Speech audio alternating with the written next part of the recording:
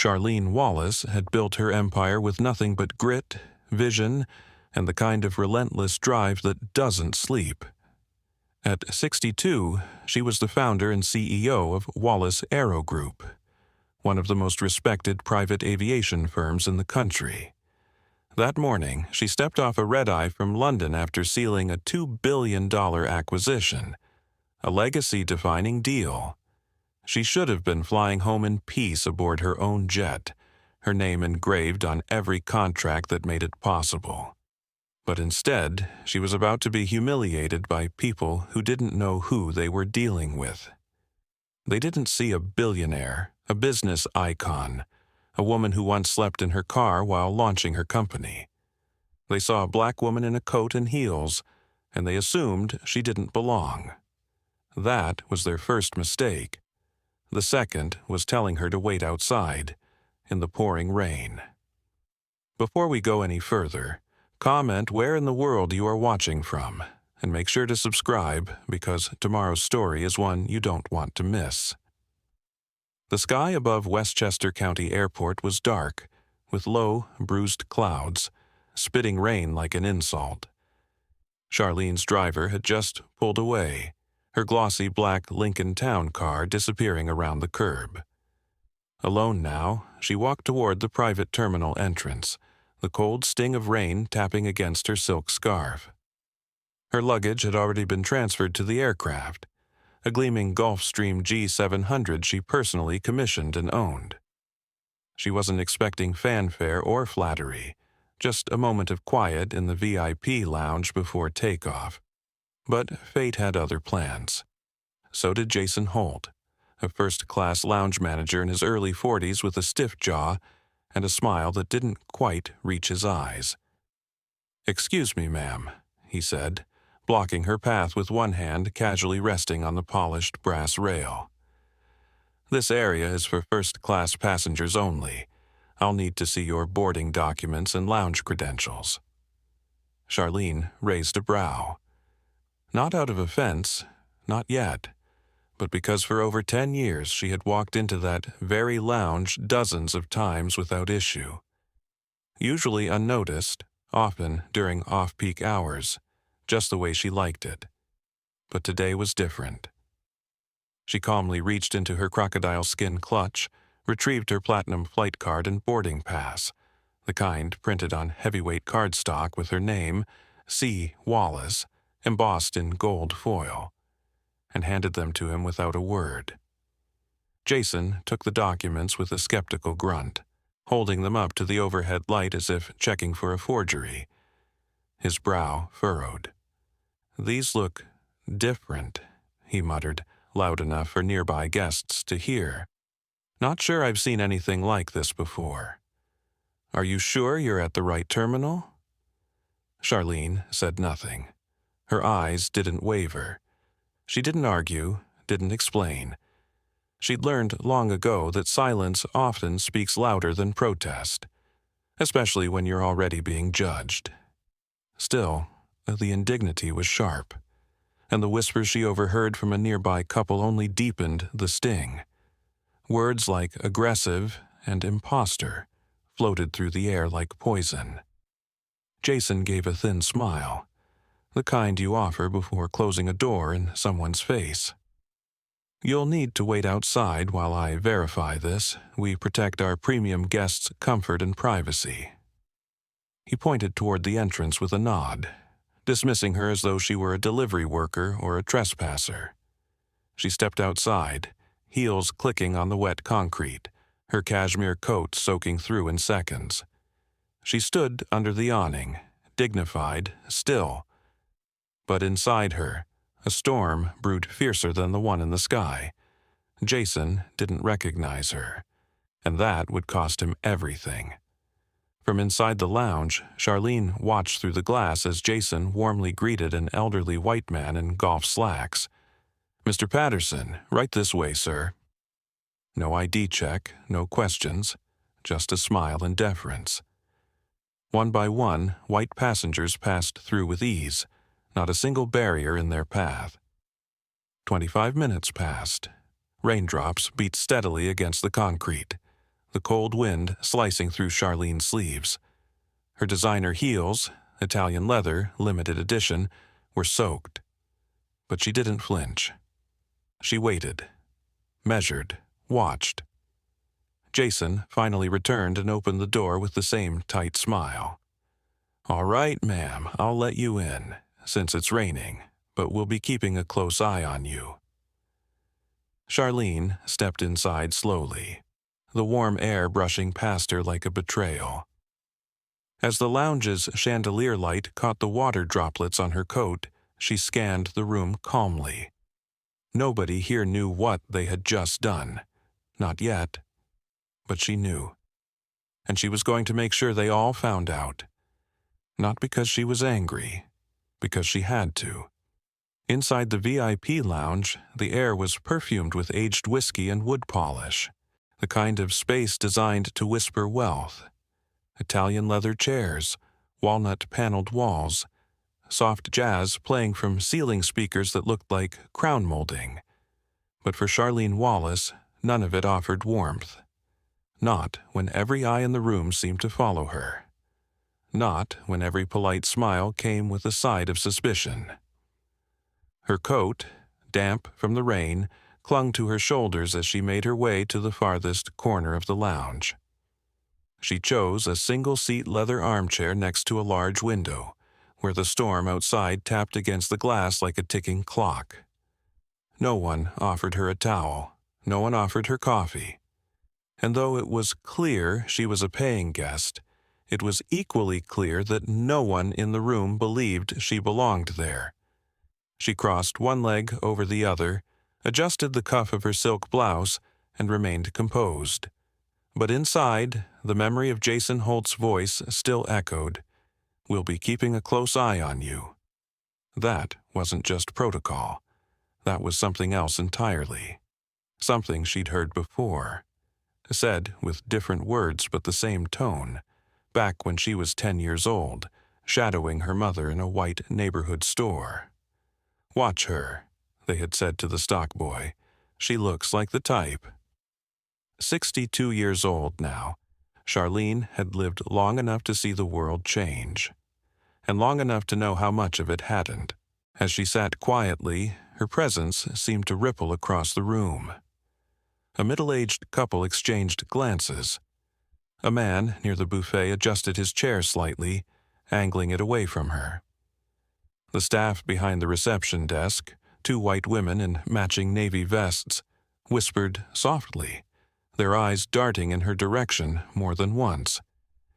Still, she said nothing. Charlene Wallace wasn't new to being underestimated. She had built her company in silence while others underestimated her. But this wasn't just bias. This was her own company, her building, her staff, and they didn't recognize their own boss. Jason Holt paced behind the front desk, pretending to check something on the computer.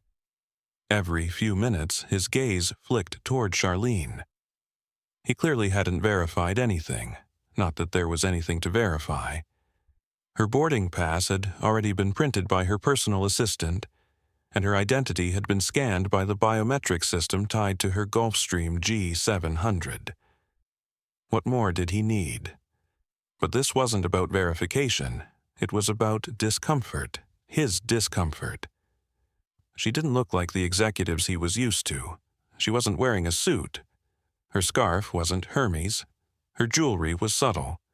She didn't carry a designer briefcase or talk loudly about mergers and earnings calls. To him, she was just a black woman, sitting alone, quietly waiting, and that made her suspicious. He turned to the young woman beside him, an attendant no older than 24. Her name tag read Mia Collins. She wore a hesitant expression, lips slightly parted like she wanted to say something but didn't dare.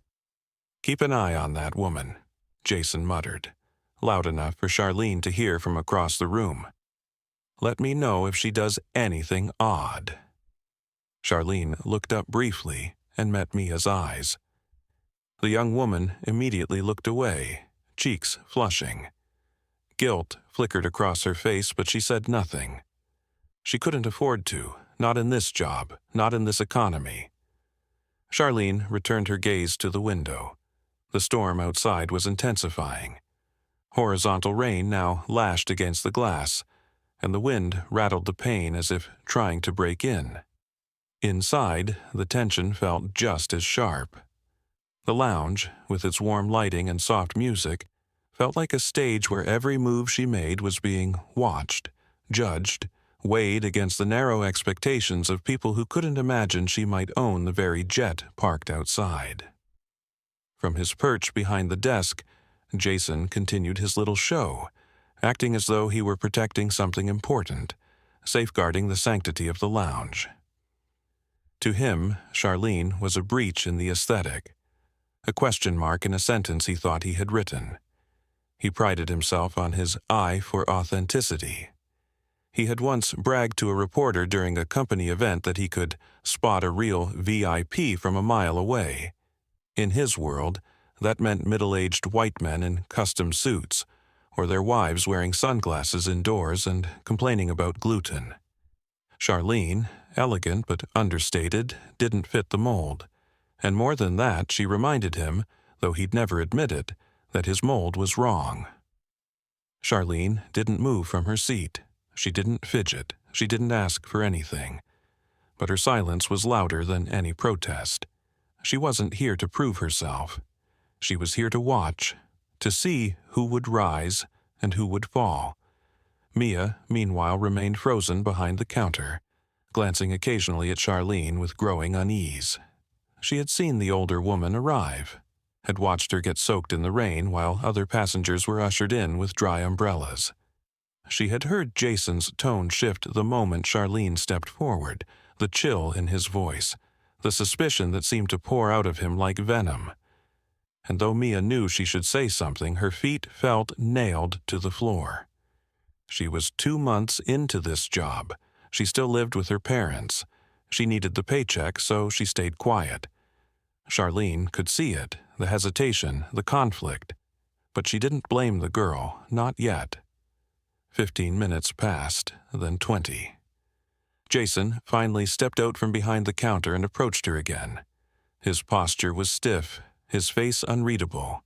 The sneer from earlier had softened, but his eyes were still clouded with suspicion. "All right," he said flatly. "I'll let you remain here because of the rain. But I want to be clear.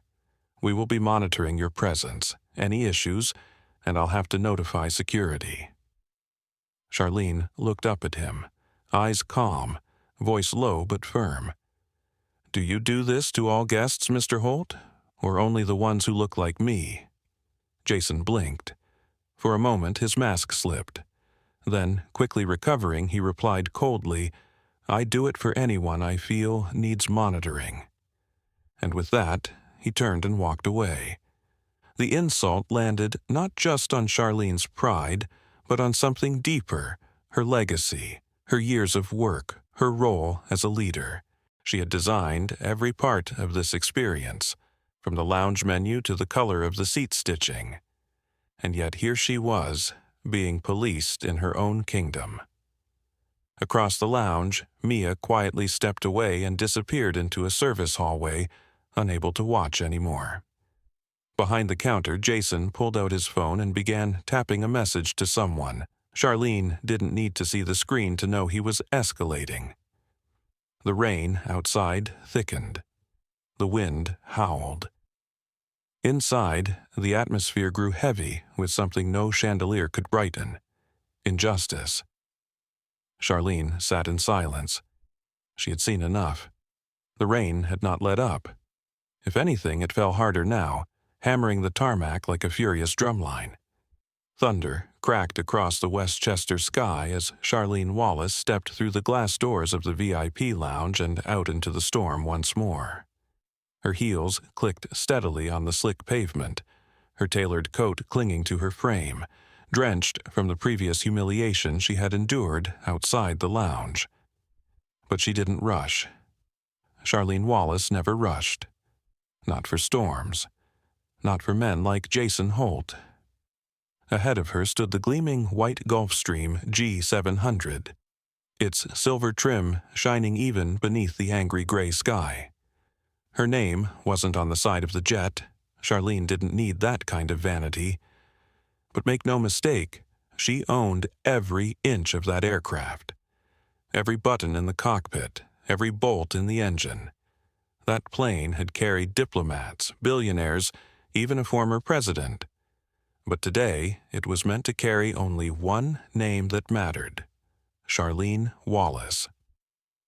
As she approached the bottom of the boarding stairs, a figure stepped forward abruptly, as if to block her path. A tall woman in a crisp Navy uniform, her blonde hair pinned tightly beneath a hat. Emma Caldwell, head attendant. She looked to be in her late 30s with a lean, no-nonsense posture and the kind of face that had probably never apologized in its life. Her blue eyes swept over Charlene like a scanner, lingering with judgment. "Ma'am," she said curtly, holding out a hand as if Charlene were some trespasser at the back gate. "This is a private jet. I'm afraid boarding isn't permitted unless you're a listed passenger." Charlene blinked once, slowly, as cold water streamed down from the brim of her hat. "I'm aware," she said, her voice low and calm. "I am a passenger on this flight. Here are my credentials." She reached once more into her clutch and extended both her boarding pass and corporate black ID card, embossed with her full name and title. Emma didn't take them. Instead, she let out a small, incredulous laugh, a laugh that sliced sharper than any blade. "I don't think you understand," she said, eyes narrowing. "This is not a commercial flight. This is a $75,000 charter. People don't just walk up and hand over some ID like it's a bus ticket. And no offense." She glanced again at Charlene's damp coat, her soaked leather gloves, the water trailing down her collar. "But you don't exactly look like someone who flies on jets like this." Charlene inhaled slowly, resisting the urge to close her eyes. The air was thick with jet fuel and rain. Behind her, across the apron, a few crew members had stopped what they were doing to glance over. A ground supervisor stood stiffly beside a baggage cart, uncertain whether to intervene. Emma wasn't finished. "You might want to check with the commercial terminal," she added with a thin smile. "That's about a mile that way." That's when it happened, the moment that broke something inside Charlene Wallace. Not because of Emma's cruelty, that was old hat by now, but because it was happening here, on her turf, her company, her aircraft, the very empire she had spent 35 years building. And still, she was being spoken to like a criminal, or worse, like a nuisance. Charlene straightened, water dripping from her collar. Her hands didn't shake, her expression didn't flinch, but her voice now carried a chill that had nothing to do with the wind. "I strongly suggest," she said, holding the boarding pass out again, "you verify my information before making any further assumptions." Emma looked at her as though she were offering forged lottery tickets. "I don't need to check anything," she snapped. "Believe me, I've seen people try to scam their way onto this jet before. I know who our real passengers are, and I know you're not one of them." Charlene said nothing. The tarmac fell eerily silent, save for the relentless percussion of rain on aluminum. "Security!" Emma suddenly barked, pressing a button on her radio. "We've got an unauthorized individual attempting to board a private aircraft. Request immediate backup." Within seconds, the lounge doors swung open again, and Jason Holt emerged, jogging toward them with his badge slapping against his chest. His face lit up in a smug, self-satisfied grin as soon as he saw who it was. "You again?" he scoffed. "You need to leave this area. Now, this is restricted to credentialed passengers." Charlene didn't move. Her voice was steady, almost unnervingly calm. "I am a credentialed passenger. If you'll both stop posturing for one moment and check the manifest, I don't have to check anything. Emma interrupted, stepping closer, her tone sharp as attack. We know what this is. A con, and it ends now. Charlene stood rooted to the spot, soaked from the downpour, but burning from the inside out. Are you absolutely certain about that? She asked again, quietly.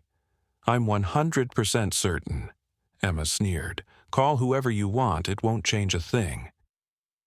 Charlene reached into her coat pocket and pulled out her phone, a simple black device wrapped in a leather case. She dialed without looking.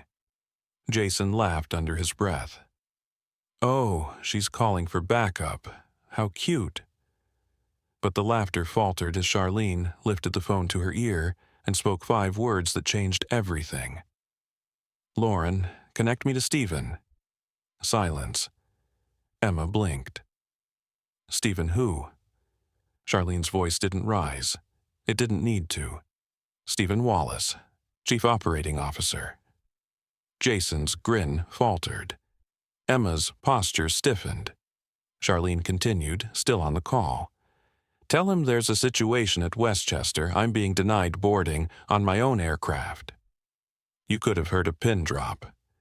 The ground crew nearby suddenly looked away.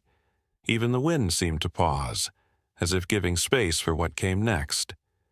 Within moments, Charlene's voice sharpened. I want a board meeting convened immediately. This is a serious breach of company values and protocol. I need full video coverage from the past hour. Tarmac, lounge, and jet access.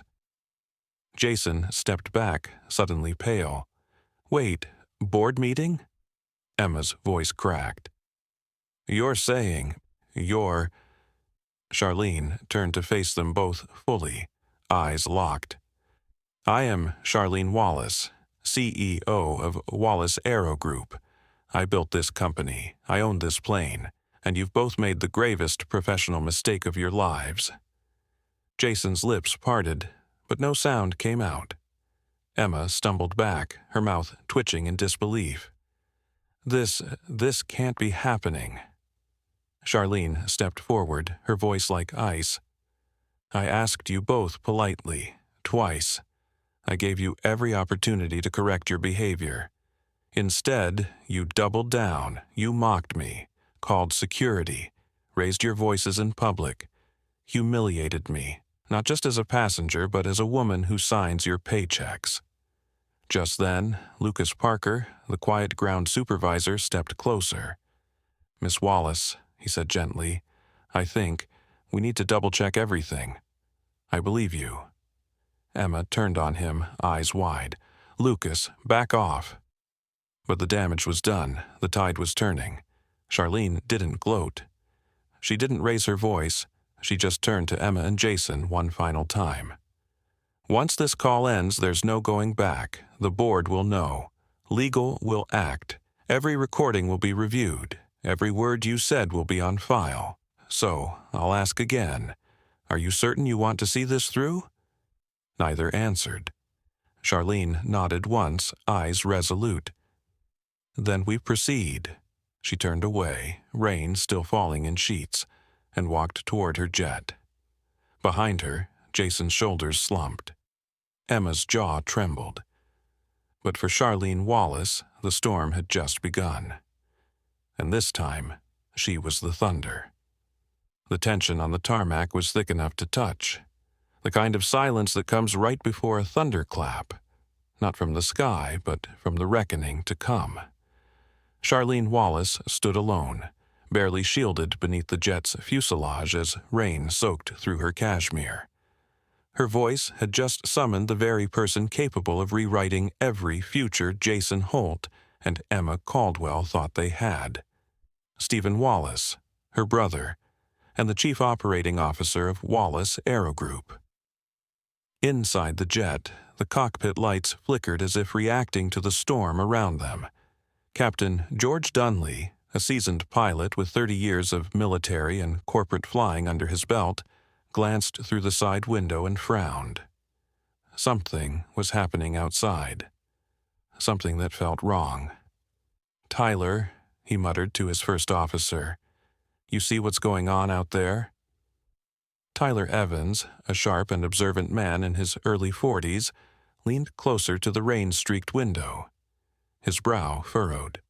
That woman, he said. That's the same passenger they flagged earlier. But look at her. She doesn't look flustered. She looks in charge. Captain Dunley's gut twisted. In a moment of quiet clarity, he pulled the passenger manifest back up on his tablet. The screen illuminated his cockpit with a faint bluish glow. He scrolled to the top of the list and stopped cold. O. Wallace, owner/CEO. For a heartbeat, all sound seemed to fade. Then the sound of rain returned, louder now, more urgent. Captain Dunley turned to Tyler, voice tight. My God, he said, she's the boss. Down on the tarmac, Emma paced in tight circles, gripping her radio as if it were a lifeline. Her hair was plastered to her temples, her mascara beginning to run. Jason stood beside her, arms crossed, staring daggers at Charlene from behind wet glasses. He still wore his smugness like armor, but now it was slipping at the seams. They didn't know who she had called. They didn't know how fast the wheels were already turning, but they were about to find out. A low rumble vibrated through the ground, not thunder, but tires. A convoy of 3 black SUVs emerged from the airport's security gate, tires slicing the rainwater like blades. Their headlights pierced the gray curtain of weather. Jason's jaw clenched. Emma's breath caught. The first SUV skidded to a stop beside the jet. The rear door opened with quiet, deliberate force. Out stepped Stephen Wallace. He wasn't tall, but he carried himself like a general stepping onto a battlefield. His custom gray suit was still dry, his steps controlled, his face unreadable. But his eyes, they were sharp as razors. A team followed behind him, legal counsel, 2 HR executives, and 3 uniformed security officers from corporate headquarters.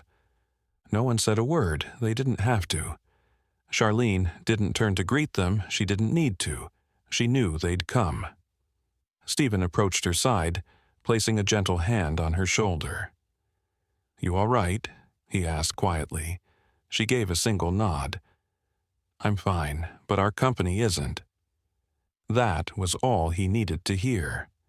Stephen turned slowly to face the small gathering of soaked personnel. Emma, Jason, Lucas Parker from ground operations, Captain Dunley, who had now stepped off the aircraft, and a few crew members standing uncomfortably nearby. No one spoke. All eyes locked on the COO as he took in the scene. And then, his voice cut through the downpour like a siren. Someone tell me, he said, why the CEO of this company was stopped, questioned, and denied access to her own aircraft. Emma tried to speak first, but her voice cracked under the weight of panic. Mr. Wallace, we were just trying to ensure the flight's safety. She wasn't listed under the name I recognized. Stephen raised a hand to silence her. And you thought what? That a black woman, standing calmly, showing you official documents in the pouring rain, was lying? Jason stepped forward, his voice still clinging to the last threads of defiance. We didn't recognize her. I mean, sir, she didn't identify herself clearly. Charlene stepped in, her tone firm but not raised. I presented my boarding pass. I gave her my black card ID. I asked her, twice, to verify the manifest. She refused. Jason looked stunned. Emma's face was nearly translucent now, her composure shattered. I didn't think, she began. Stephen interrupted again. You didn't think, or you didn't see? Because I'm looking at the passenger list right now, he said, holding up his own tablet. And the very first name is Olivia Charlene Wallace. Owner, CEO, clear as day. He turned slowly in place, scanning the group. Tell me, How many of you saw this name and still assumed she didn't belong? No one answered. A shiver ran through Lucas Parker, the ramp supervisor. He lowered his head in shame. Beside him, Mia Collins, the young lounge attendant, hovered nervously, wringing her hands. Her voice was barely above a whisper. "I knew something was wrong," she murmured, "but I didn't say anything." Charlene turned to her, and for the first time in hours, offered a faint nod of compassion. "It takes courage to speak up," she said, "and even more to admit when you didn't." Stephen's eyes narrowed at the group. "Here's what's going to happen. This entire incident is being formally investigated. Video from every security camera is already being pulled. Every recorded conversation, every radio call, every moment will be reviewed." He motioned toward the legal team behind him. "Our counsel is here. HR is here. This is no longer a minor personnel matter. This is a systemic failure, one that reflects on our culture and on our leadership, or lack of it." Jason finally snapped. "You're blowing this way out of proportion. It was a simple mistake." Charlene stepped forward, water still dripping from her coat, her voice sharp as steel. "No, Jason, it wasn't a mistake. It was a choice. You chose to treat me as a threat. You chose to disregard the evidence in my hand. You chose to laugh, to mock, to call security, rather than admit that someone who didn't fit your idea of power might actually hold it." Jason's words died in his throat. Emma stood frozen, lips parted, heart racing. There was nowhere left to run. Stephen gave the final order. "Escort Miss Wallace and myself onto the jet. The rest of you, wait here. There will be consequences. Some of you will not be returning to work." As they walked up the boarding stairs, Charlene didn't look back. The thunder behind them faded into the distance. Her hand gripped the polished railing, her heels steady on each step. For years, she had climbed metaphorical stairs in silence. Today, they all heard her footsteps. Inside the cabin, warmth embraced her. The leather seats, the champagne bar, the walnut trim, all custom-made to her specifications. And yet, it had taken a corporate convoy and a near-public meltdown for her to access what was already hers. She looked at her brother, and he looked back. No words were exchanged. Justice had only begun. But the mask of prejudice had finally slipped, and what lay beneath would never be hidden again. The cabin door of the Gulfstream G700 sealed shut with a muffled hiss, cocooning Charlene Wallace and her team inside a climate-controlled sanctuary of polished wood, cream leather, and quiet power. But this time the jet felt less like a haven and more like a courtroom. Charlene strode straight to the head of the oval conference table built into the center of the aircraft. Her aircraft. This wasn't her first boardroom, nor her most elegant one, but it might prove to be the most consequential. She didn't need to rehearse a speech. She had lived every word of it.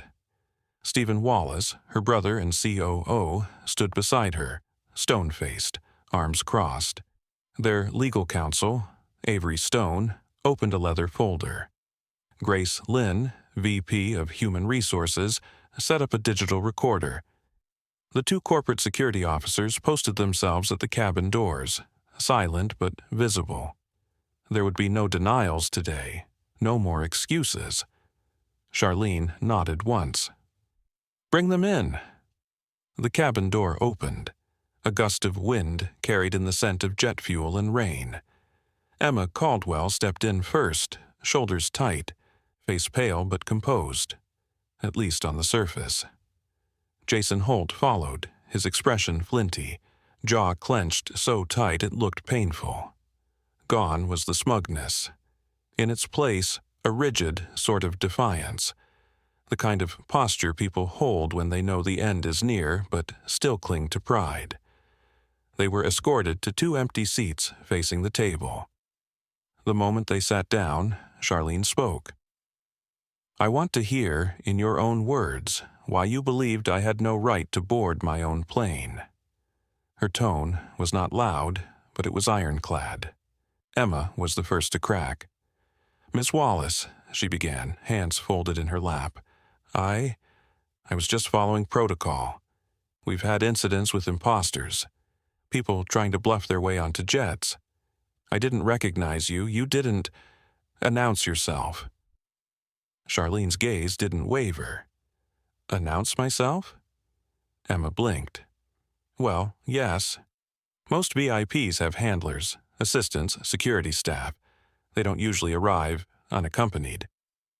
You mean they don't arrive alone, in the rain, with their boarding pass in hand? Charlene corrected. Her voice clipped. Do you verify credentials based on passenger documentation or based on their appearance? Emma hesitated. I made a judgment call. A judgment, Charlene repeated slowly.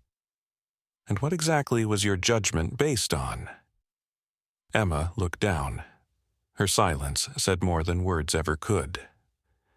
Charlene turned to Jason. You laughed at my credentials. You told your staff to monitor me like a criminal, and you refused to check a manifest that listed me, clearly, as the owner of the aircraft. Why? Jason leaned forward. With respect, Miss Wallace, we're trained to detect unusual behavior. You were alone, wet, didn't look like you'd just closed a billion-dollar deal. I didn't know who you were. That much is clear, Stephen cut in, voice low and biting. You didn't know, and rather than confirm, you presumed. Worse, you mocked. Charlene gestured toward the table. Jason, is this the document you refused to check? Avery Stone slid the printed manifest toward him. Jason didn't touch it. He merely nodded. And do you see the first line? She asked. He nodded again, his face paling. Say it aloud. He swallowed. O. Wallace, owner. CEO. The air in the cabin grew heavier, like oxygen itself was bearing witness. Charlene stood, walking slowly behind her chair. I've walked into thousands of rooms where people didn't expect me. I've eaten in restaurants where I was mistaken for the help. I've watched executives, my executives, explain my decisions to me, assuming I was the assistant, not the architect. But I never thought I'd see that behavior from people on my payroll. Not here, not at Wallace AeroGroup. Emma's voice rose, trembling. I didn't mean to be offensive. I was just trying to do my job. Your job, Charlene interrupted, is to ensure the safety, dignity, and efficiency of every flight. Instead, you degraded a passenger, ignored valid documents, and called security on the CEO of this company. That's not your job. That's personal bias masquerading as procedure. Emma wilted under the weight of those words. Jason finally spoke again, bitterly. Are we really going to throw away years of service over one bad afternoon? Charlene slowly walked back to her seat. It wasn't one bad afternoon. It was a pattern, a culture of quiet discrimination allowed to take root under our noses. Today, you didn't just mistreat me. You exposed a rot in this company's foundation, and that demands accountability. Stephen stepped forward now, flipping open a file. Jason Holt, he said evenly, your file includes multiple prior complaints from both staff and guests, several referencing your sixth sense for identifying legitimate passengers. You've referred to it as your VIP radar. Care to explain what that means? Jason was silent. Stephen pressed on. 3 former employees claimed your radar disproportionately targeted women of color. One was even terminated for defending a guest you questioned unnecessarily. Jason stared at the table. Emma Caldwell, Grace Lynn added. Your record shows spotless training on documentation protocol. Yet today, you ignored direct evidence of passenger legitimacy and escalated a confrontation without cause. I panicked, Emma whispered. You exercised power carelessly, Charlene corrected, and in doing so you endangered this company's reputation and its soul. She took a deep breath. Then her voice lowered, almost like a prayer. Every time someone is mistreated because of how they look, every time someone is humiliated just for existing in a space you think they don't deserve to be in, that's not just an insult, it's a theft of dignity, of belonging, and I will not allow that to happen in my company. Emma's hands trembled. Jason sat rigid, jaw clenched but defeated. Charlene delivered the final judgment. Effective immediately, both of you are terminated from Wallace AeroGroup. Neither moved. You have 30 minutes to retrieve your personal belongings. Security will escort you out. There will be no appeals. There will be no severance. The cameras have recorded everything. So have our guests. And frankly, so has the world. Jason finally stood, face ashen. He turned to Charlene, then Stephen, but said nothing. Emma opened her mouth, then closed it. She simply rose, shoulders sagging, and walked to the exit. Her heels tapped out the last of her authority, echoing briefly through the jet. Once they were gone, silence lingered. Charlene didn't sit down. She looked at her team. This was never about just two people, she said.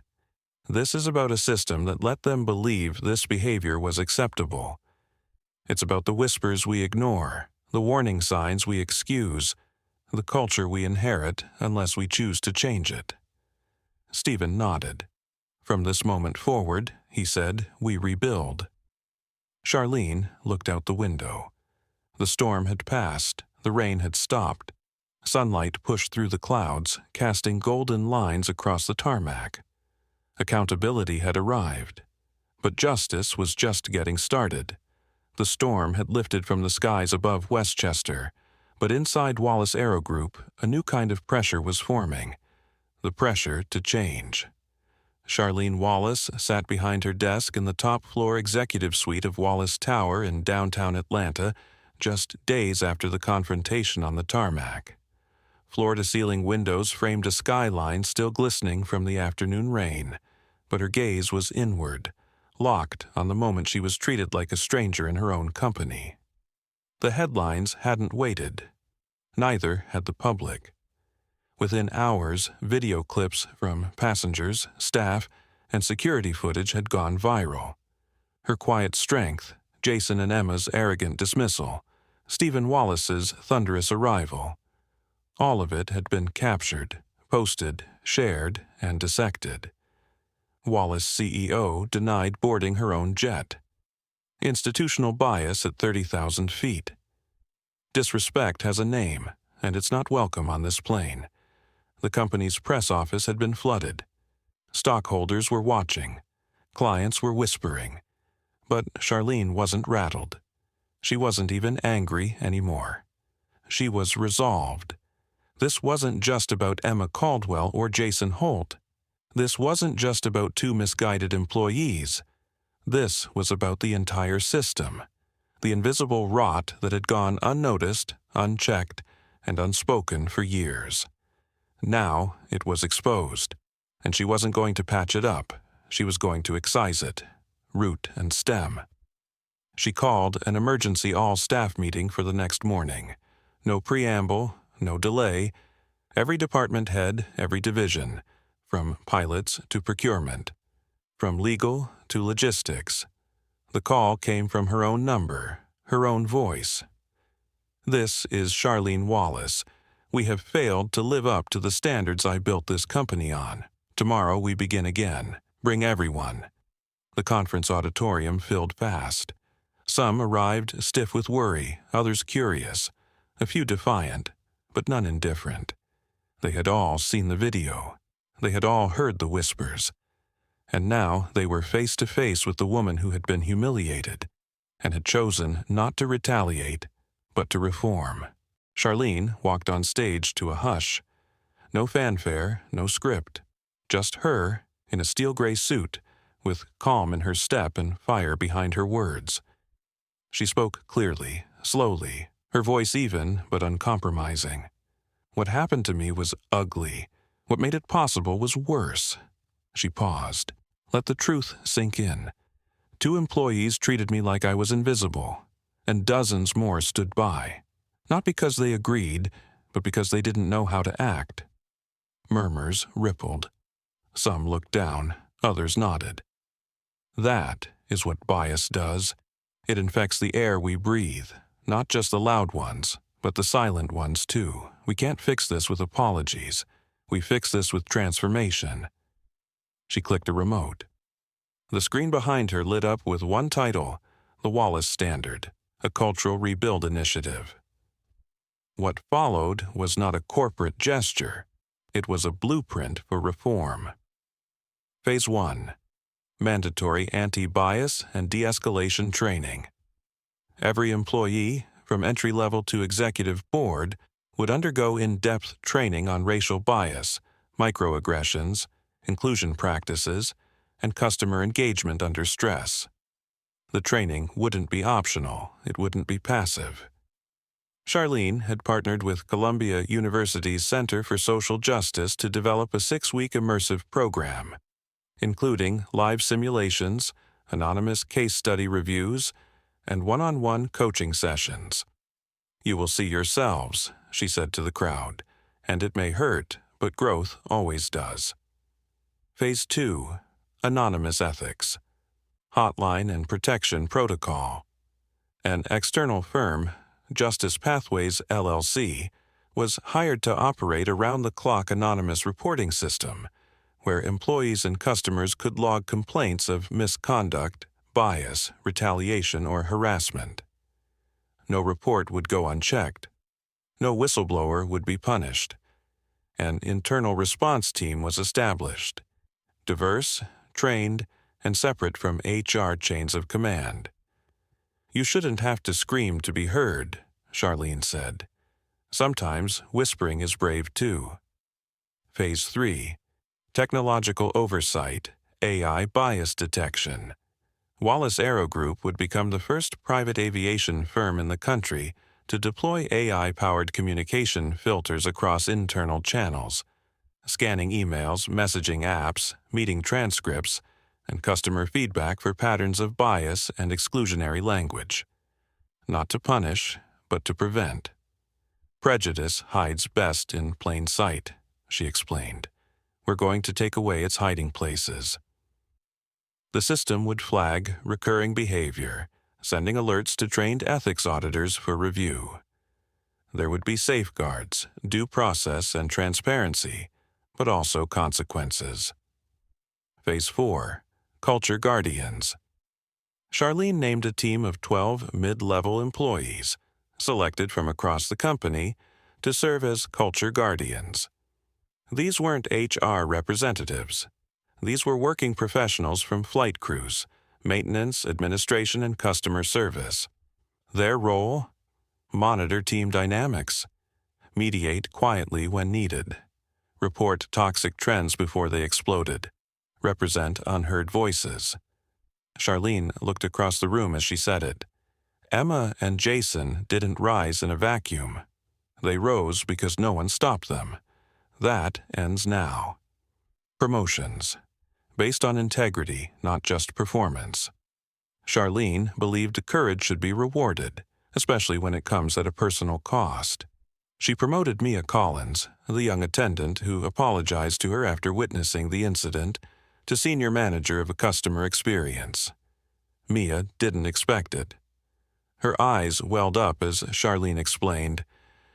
She didn't yell, she didn't tweet, she just told the truth. And that's the first step to change.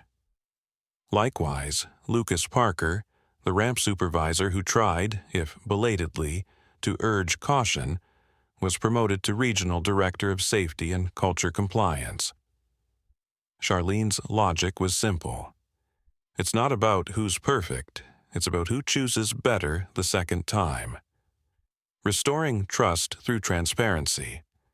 A live dashboard would be published on Wallace AeroGroup's internal site and investor portal, showing number of bias reports received, resolution timelines, disciplinary actions, generalized, ongoing reforms and deadlines. No names, no shaming, but no secrets either. "We're a company," Charlene said, "but we're also a mirror. Let's be proud of what we reflect." The room was silent for a moment, and then the applause came. Not wild, not performative, but sustained, respectful, earned. One pilot stood first, then a mechanic, then the regional HR officer from Dallas. By the end, everyone was on their feet. They weren't applauding a recovery. They were applauding a beginning. Later that afternoon, Charlene returned to her office, exhausted but unwavering. She looked out the window again, the clouds now parted, the sun turning the skyline gold. Stephen joined her with 2 cups of black coffee. "You did it," he said. "No," she replied, her eyes still on the horizon. "We're just getting started." She reached into a drawer and pulled out a small plaque. It had hung in her father's old barber shop back in Savannah. The engraving read, "Power shows not in how you rise, but in how you raise others." Charlene set it on her desk, front and center. And from that day forward, every decision, every hire, every flight, and every meeting at Wallace AeroGroup passed under that single truth. The skies had cleared, but this time they would stay that way. 6 months later, the memory of that rain-soaked day at Westchester was no longer a scar, it was a turning point. Charlene Wallace had not only confronted prejudice in her own company, but turned it into fuel for one of the most sweeping corporate reformations in modern aviation. The headlines had changed. No longer scandal, but standard setting. No longer outrage, but honor. From crisis to compass, how Wallace AeroGroup redefined corporate ethics. Charlene Wallace, the CEO who fired prejudice and hired progress. Flying fair, the airline leading the diversity revolution. Major universities requested Charlene to guest lecture. Harvard Business School made the Wallace reform a case study. Corporate boards from across the country began adopting similar AI integrity monitoring systems, anonymous hotlines, and cultural guardianship teams. But Charlene never allowed the praise to distract her from the purpose. This wasn't about glory, it was about protection, not of image but of people. People who looked like her. People who never got the chance to call the COO. People who didn't own jets. Inside Wallace AeroGroup, change became real. Not paper deep, not media trained. Real. Emma Caldwell and Jason Holt never returned to aviation. After lengthy internal hearings and the release of public footage, they were permanently disqualified from holding passenger-facing positions under FAA ethics review. A hard but necessary decision, Charlene explained. Accountability doesn't mean vengeance, she told the press. It means you carry the weight of what you've done. But the story didn't end with punishment. Emma, months later, quietly submitted a public letter of apology, published in full across national media. It was raw, honest, humble. "I thought I was protecting something," she wrote, "but I was really just protecting a lie I'd never questioned." Charlene read the letter 3 times before responding. She didn't ignore it. She didn't bury it. She invited Emma to join the Wallace Reconciliation Program, not as staff, but as a speaker. Emma would now share her story during bias training to help others see what unchecked assumptions can destroy. Redemption isn't owed, Charlene told her executive board, but it can be earned. The bold move stirred debate. Some questioned it, others praised it. But Charlene didn't care about consensus. She cared about transformation.